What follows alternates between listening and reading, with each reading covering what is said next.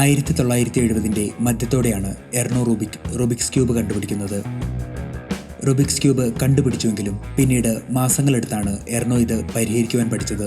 1982 ലോകത്തിലെ ആദ്യ Rubik's cube championship നടന്നപ്പോൾ 23 സെക്കൻഡ് മാത്രം സമയമെടുത്തുകൊണ്ട് ഒരു 16-കാരൻ വിജയിയായി.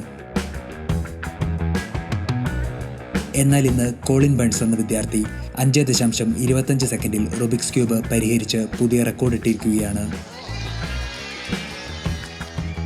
ചുരുങ്ങിയ സമയം കൊണ്ട് കോളിൻസ് എങ്ങനെ ഇത് പരിഹരിച്ചുവെന്ന് നമുക്ക് കണ്ടുപിടിക്കാം. സ്പീഡ് ക്യൂബിംഗ് ചാമ്പ്യൻഷിപ്പിൽ 2 തരം വേൾഡ് റെക്കോർഡ്സ് ഉണ്ട്. സിംഗിൾ വേൾഡ് റെക്കോർഡും ആവറേജ് വേൾഡ് റെക്കോർഡും. സ്പീഡ് ക്യൂബിംഗ് മത്സരങ്ങളിൽ വോൾണ്ടേഴ്സ് കമ്പ്യൂട്ടർ നിർദ്ദേശിക്കുന്നതിനനുസരിച്ചാണ് റുബിക്സ് ക്യൂബ് മിക്സ് ചെയ്ത് വെക്കുന്നത്. അതുകൊണ്ട് മത്സരാർത്ഥികൾക്കെല്ലാം ഒരുപോലുള്ള ക്യൂബാണ് ലഭിക്കുക.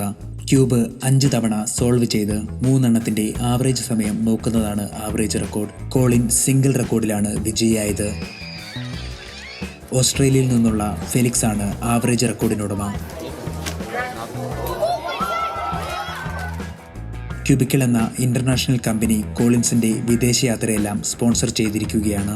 ഒരു വലിയ വിഭാഗം ആളുകളും റുബിക്സ് ക്യൂബിനെ IQ ടെസ്റ്റിന്റെ ഭാഗമായാണ് കണക്കാക്കുന്നത്. എന്നാൽ അങ്ങനെയല്ല. റുബിക്സ് ക്യൂബ് വാങ്ങുമ്പോൾ ലഭിക്കുന്ന നിർദ്ദേശങ്ങൾ കാണാതെ പഠിച്ച് ഏതാനും മിനിറ്റുകൾ കൊണ്ട് ക്യൂബ് സോൾവ് ചെയ്യാം.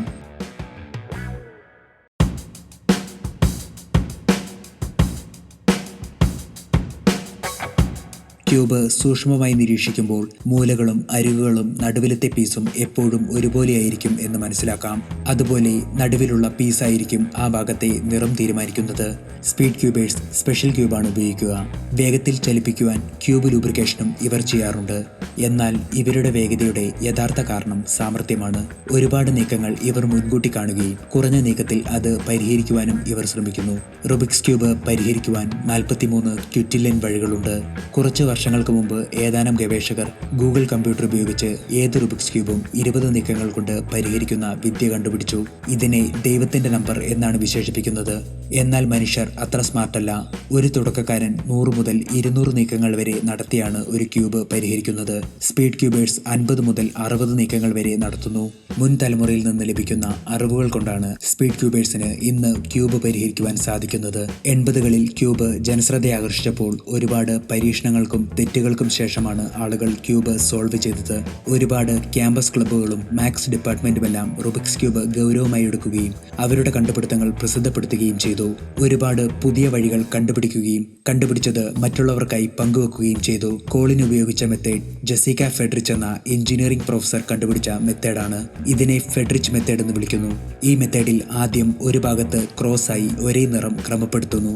ഈ ഭാഗം കീഴ്ഭാഗത്താക്കുകയും നടുവിലും താഴെയുമുള്ള മൂലകൾ ആദ്യം പരിഹരിക്കുകയും ചെയ്യുന്നു.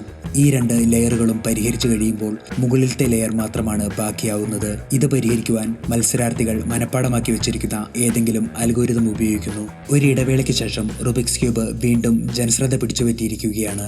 ഒരുപാട് വഴികളും പരിഹാര മാർഗങ്ങളും ഇന്ന് സുലഭമാണ്. ചിട്ടയായ പ്രാക്ടീസ് മാത്രം മതി റുബിക്സ് ക്യൂബിൽ വിജയിക്കുവാൻ.